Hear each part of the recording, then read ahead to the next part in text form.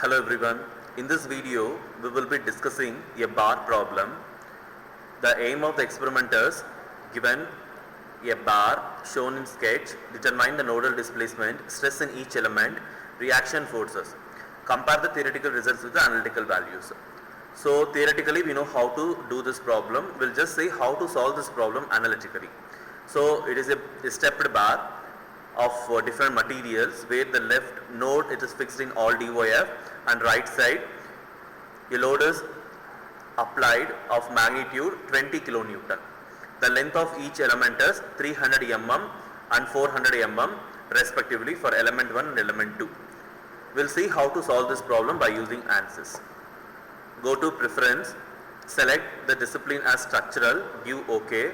Go to preprocessor, element type, add, edit, delete, add, select two links because we have two different material. So select two links, give close. Go to real constant, add, edit, delete, add.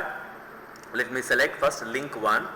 So the area for the first element is 2400 mm square. Since it is a static load, the initial strain is 0. Give OK.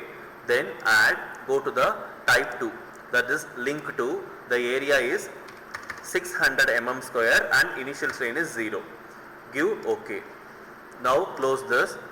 Go to material properties, material models, structural, linear, elastic, isotropic. The Young's modulus for the first material is 200 gigapascal, so 200 into e power 3, and Poisson's ratio is 0.3. Give OK. Now go to the second material, so define material ID2 and the value is 210 e power 3 and Poisson's ratio is 0.32. Give OK. Now close this. Go to modeling, create nodes in active CS. Let me consider the node 1 as the origin. So it is 0, 0, apply. Then for node 2, the length of the first element is 200 mm, apply. Then for third one, 200 plus 400, it is 600. Give OK. Now go to elements, element attributes. Make sure that we are defining for the first set. Give OK. Auto number through nodes. Pick node 1 and node 2. Give OK. Now before moving to the element 2, go to element attributes. Select the link as 2, material number 2 and real constant 2. Give OK. Then auto number through nodes. Pick node 2 and node 3. Give OK. We can able to see the different material in different colors. Then loads. Apply structural displacement on nodes. Since node 1 is fixed, select that, apply all degrees of freedom and give OK. It gets arrested.